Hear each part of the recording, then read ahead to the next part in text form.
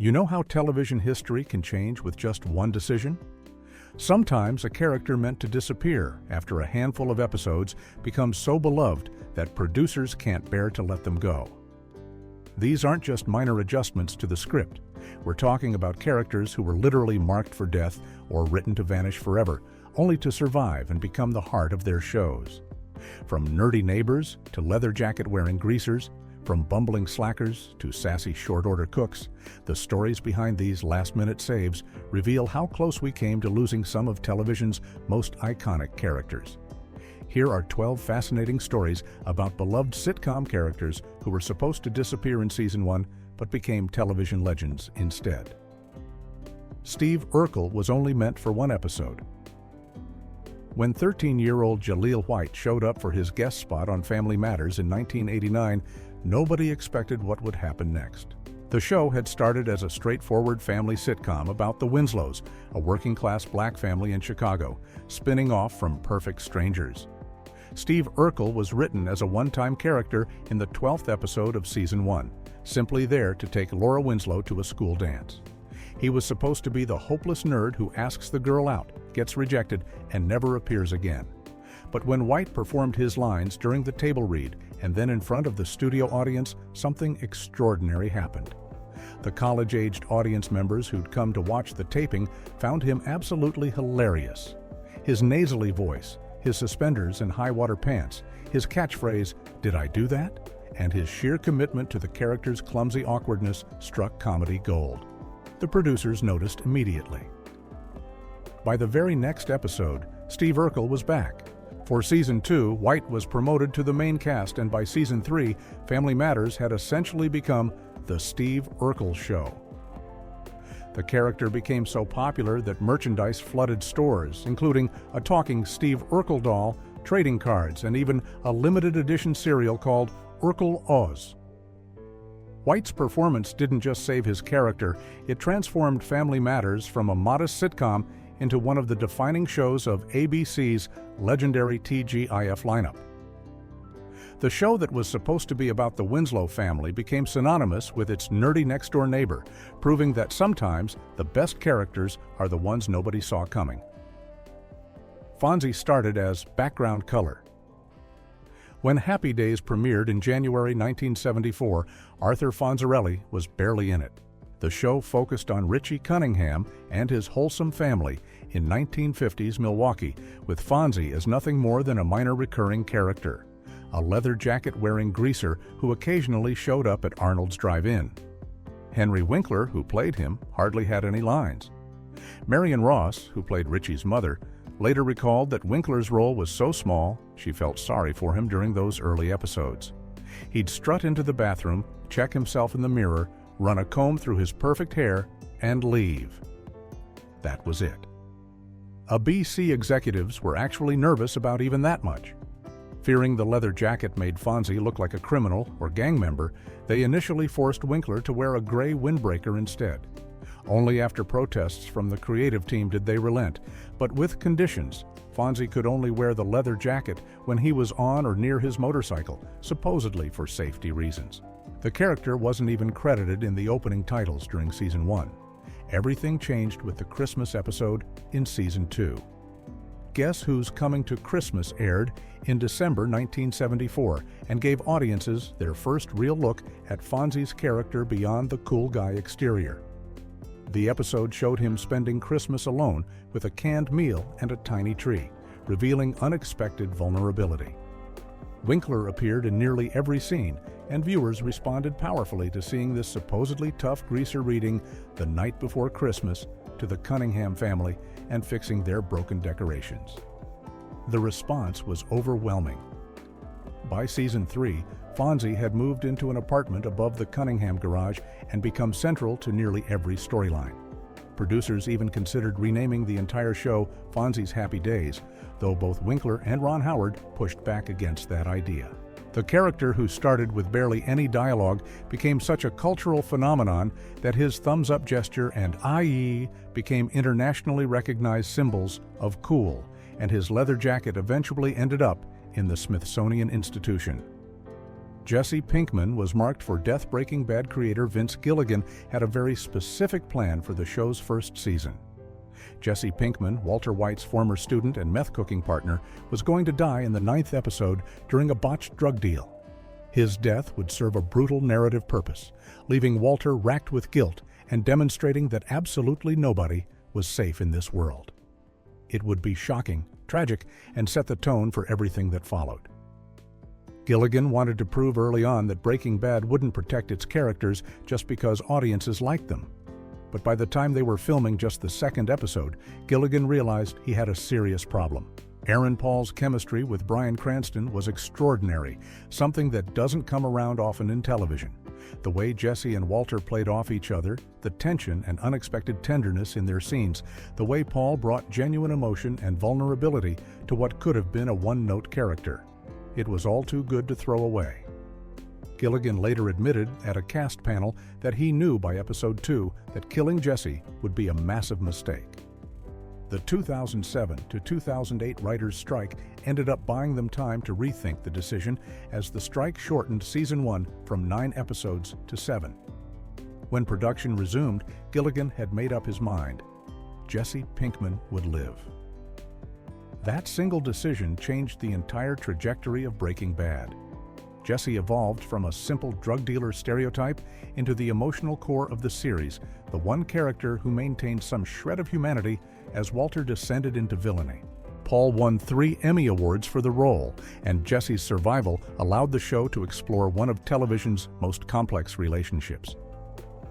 Interestingly, Jesse wasn't the only character spared by that writer's strike. Hank Schrader was also supposed to die in that unfilmed 9th episode, which would have robbed the show of one of its most compelling antagonists and the devastating confrontation that eventually defined the series' final seasons. Fonzie's leather jacket almost never existed. What most people don't realize about Fonzie's iconic leather jacket is how close it came to never existing at all. When Gary Marshall created Happy Days, he initially envisioned someone completely different for the role, a tall, muscular, conventionally handsome guy like Sylvester Stallone or Perry King. Henry Winkler was short, Jewish, and didn't fit the physical mold at all. But his audition was so good that Marshall cast him anyway, reportedly finishing the audition by doing a handstand to show his physicality. The network's resistance to the leather jacket went beyond just safety concerns. A BC genuinely worried that showing a character in a leather jacket would promote juvenile delinquency and make parents change the channel. The gray windbreaker Fonzie wore in early episodes was a compromise, an attempt to make him look non-threatening. The irony is that the show's wholesome setting and Fonzie's actual behavior completely undercut any dangerous image. Under that leather jacket, Fonzie was anything but rebellious. He helped the Cunninghams, gave advice to Richie, and used his reputation to restore order rather than create chaos. When ABC finally allowed the leather jacket full-time, it became one of television's most recognizable costumes. Winkler himself had rules about how he'd portray Fonzie. He refused to ever smoke on camera or comb his hair in front of the audience, not wanting kids to imitate those behaviors. The character who ABC worried would be a bad influence became a symbol of standing up for what's right, and that original gray windbreaker was eventually thrown in the garbage after the network relented. Andy Dwyer should have disappeared. After 6 episodes. When Parks and Recreation premiered in 2009, Andy Dwyer was never meant to stick around. He was conceived as a very specific plot device. Ann Perkins' deadbeat boyfriend who'd fallen into the pit behind her house, broken both his legs, and was now taking advantage of her kindness. The entire character existed to give Ann a reason to attend Parks Department meetings and advocate for filling in the pit. Once Ann dumped him, Andy was supposed to fade away, maybe appearing in 5 or 6 episodes at most, before vanishing from the show entirely. Then Chris Pratt showed up on set. Pratt was a virtually unknown actor at the time, and his audition hadn't particularly stood out to the casting directors. But when he started improvising on set, something remarkable happened. The producers realized they had genuine comedic gold in front of them. Pratt would riff endlessly, coming up with ridiculous band names for Andy's rock group, creating fully formed characters in the moment, and bringing an unexpected sweetness to what was written as a purely negative character. Co-creator Michael Schur later said that seeing Pratt work was one of the most exciting moments of the casting process, even though Andy was never supposed to be a series regular. The decision to keep Andy transformed Parks and Recreation. Instead of disappearing, Andy became one of the show's emotional centers, his relationship with April Ludgate becoming one of the most beloved romances in sitcom history. The character evolved from a lazy man-child into a devoted husband, a children's entertainer, and eventually someone knighted by a British lord on his public access show. Pratt's improvisation became legendary among the cast and crew, who would sometimes let cameras roll for extended takes just to capture whatever he'd come up with next. When Pratt later became a massive movie star through Guardians of the Galaxy and Jurassic World, he made it clear that Parks and Recreation was his success story, not Hollywood blockbusters, and he never considered leaving the show despite his rising fame. Lafayette Reynolds died in the books. True Blood's Lafayette Reynolds, played by Nelson Ellis, was one of the most vibrant characters in the show's 7-season run. The openly gay short-order cook at Merlotte's bar brought sass, humor, street smarts, and an unexpected vulnerability to every scene he appeared in. His one-liners were infinitely quotable, his loyalty to his cousin Tara was touching, and his ability to hold his own against vampires, werewolves, and every other supernatural threat that washed through Bontemps made him indispensable. But in Charlene Harris's original Southern Vampire Mysteries novels that the show was based on, Lafayette dies at the very end of the first book, his body discovered in the back of Andy Bellefleur's car. Show creator Alan Ball faced a decision when adapting the books. The Lafayette character in the novels was relatively minor, and his death served a plot function in driving certain storylines forward. But Ellis's performance was extraordinary. The Juilliard-trained actor brought depth and complexity to the role that went far beyond what was on the page. Ball later said that finding someone who could authentically portray Lafayette's homosexuality without it feeling phony or stereotypical was crucial, and Ellis nailed it completely. According to Ellis, it took him a few episodes to fully find the character, and he based many of Lafayette's mannerisms on his mother and sister. Ball made the call to keep Lafayette alive, and it changed the entire show. Lafayette became increasingly important as the seasons progressed, developing psychic powers that helped save the day multiple times, entering into one of the series' most featured romantic relationships with Jesus, and serving as Tara's emotional anchor through her struggles with alcoholism and anger. His character was so beloved that when Ellis tragically died in 2017 at just 39 years old from complications related to heart failure, the entire True Blood family mourned the loss. Ellis had won a Satellite Award and an NAACP Image Award for the role. But more importantly, he'd created a character that proved representation matters, and that sometimes the best decision is to throw away the source material when you've got magic happening on screen. Kramer was called Kessler and barely appeared. In the Seinfeld pilot that aired in 1989, Jerry's wacky neighbor wasn't even called Kramer. He was Kessler, and he only appeared briefly. The character was based on Larry David's real-life neighbor, Kenny Kramer, but David was worried that the actual Kenny Kramer would try to exploit having a TV character based on him, so he changed the name for the pilot. The real Kenny Kramer did eventually call NBC's legal department with various financial demands, leading to the name being switched back to Kramer by episode 2. But the bigger issue was that the character barely existed in those early episodes. The Seinfeld pilot didn't even include Elaine. It focused almost entirely on Jerry and George, with Kramer/Kessler appearing in maybe 2 short scenes. The producers' original conception of the character was completely wrong. They thought of him as a homebody who never left his apartment, which is why he doesn't appear in The Chinese Restaurant, the famous episode set entirely in the restaurant waiting area. Producer Larry David later admitted that if they'd understood the character better, they would have found a way to include him in that episode. Michael Richards slowly figured out how to play Kramer over the first season. Initially, he played the character slow and cautious, but by episode 13, he'd discovered the manic energy and physical comedy that would define the role. He learned to play Kramer as if he was always ahead of everyone else, bursting through Jerry's door without knocking, exploding into scenes rather than entering them. Richards suggested that a scene involving Kramer's revenge on a washing machine should show him actually putting cement in the machine, rather than just talking about it, creating one of the scenes Richards later said he was most proud of.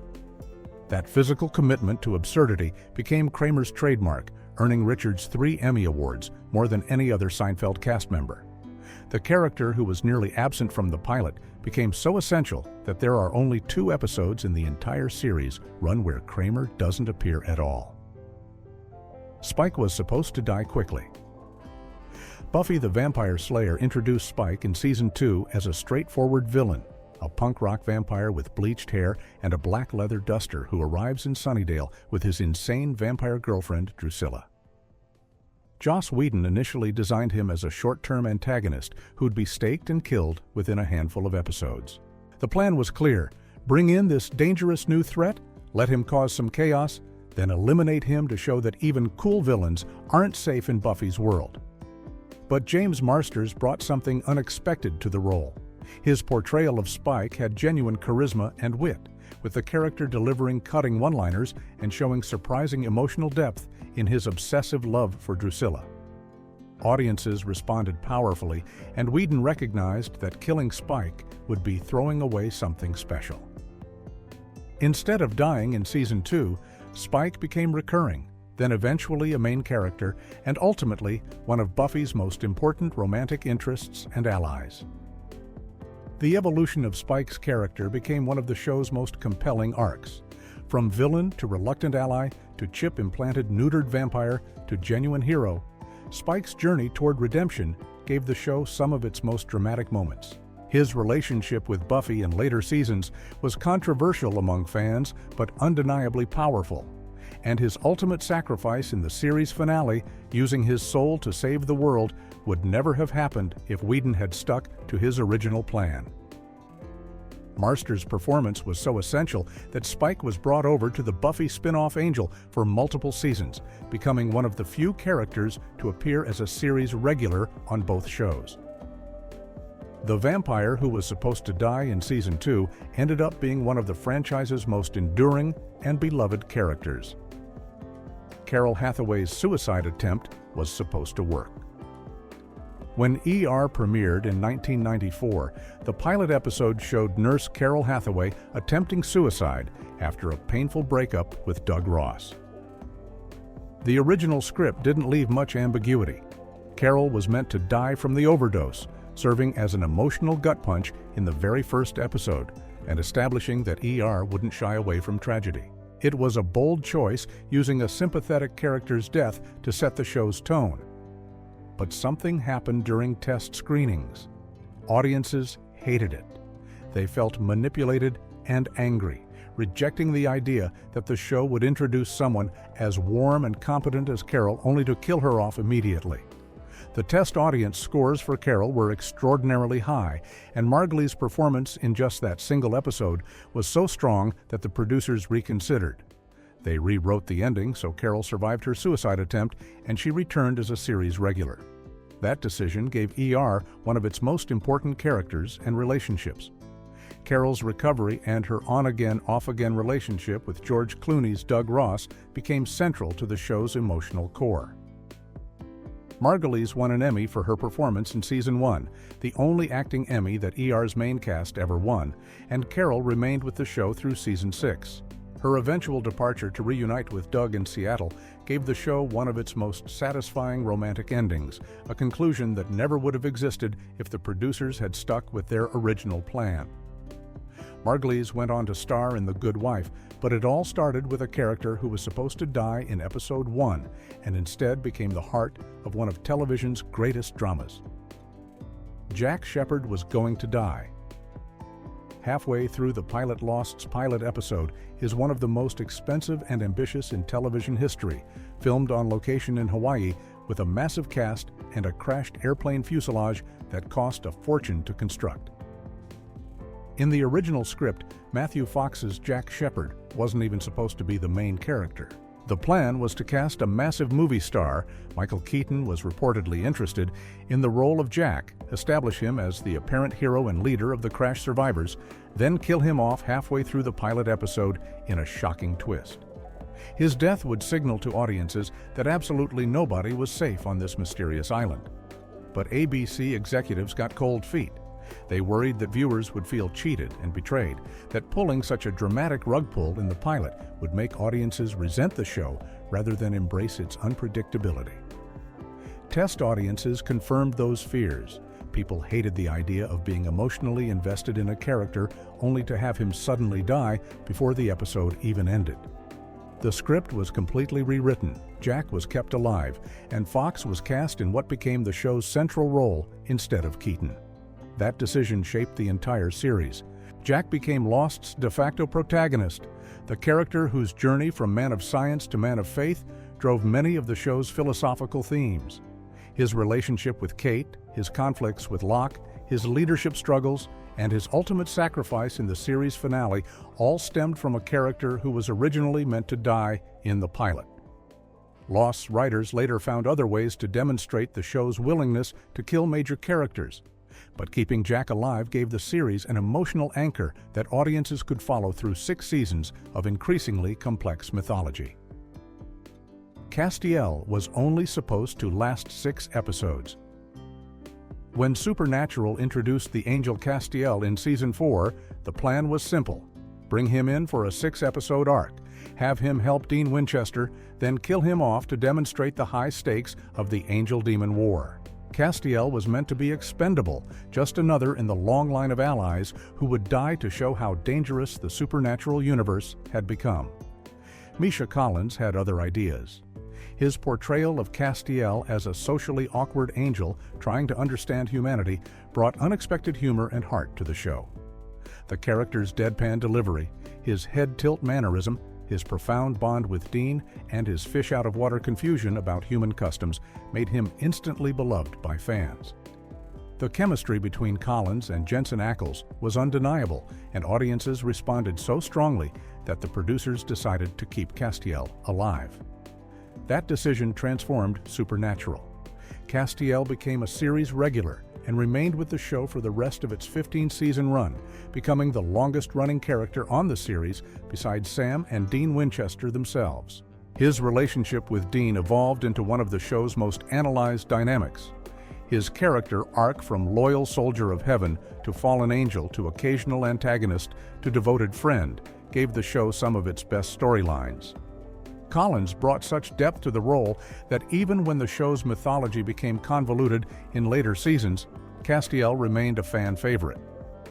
The angel who was supposed to die after 6 episodes ended up appearing in over 150 episodes, dying and being resurrected multiple times, and delivering one of the series finale's most emotional moments.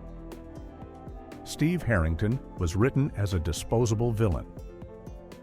The Duffer Brothers had a very specific plan for Steve Harrington when they created Stranger Things. He was the quintessential 1980s movie bully, the popular jerk dating Nancy Wheeler, dismissive of Jonathan Byers, representing everything wrong with high school social hierarchies. In the original Season 1 scripts, Steve was meant to be thoroughly unlikable and then die, probably killed by the Demogorgon, serving as a satisfying comeuppance for his bad behavior. Joe Keery ruined that plan in the best possible way. During production, Keery brought unexpected charm and vulnerability to Steve, finding layers in the character that weren't originally on the page. The Duffer Brothers noticed that audiences at test screenings didn't hate Steve the way they were supposed to. Instead, they were rooting for him. His gradual realization that he'd been acting like a jerk, his genuine remorse, and especially his decision to go back and fight the Demogorgon alongside Nancy and Jonathan made him far more complex than the one-dimensional bully he was written to be. The decision to keep Steve alive and redeem him became one of Stranger Things' best creative choices. Steve evolved from potential villain to accidental babysitter to fan-favorite character, with his friendship with Dustin Henderson becoming one of the show's most beloved dynamics. His character arc across multiple seasons, working dead-end jobs while maintaining his loyalty to the kids and eventually becoming their unlikely protector, gave the show genuine heart. Keary's performance made Steve into someone audiences genuinely cared about, and killing him off in Season 1 would have robbed the show of one of its most important emotional anchors. The hair, the bat, the mom friend energy, none of it would exist if the Duffer Brothers had stuck with their original plan.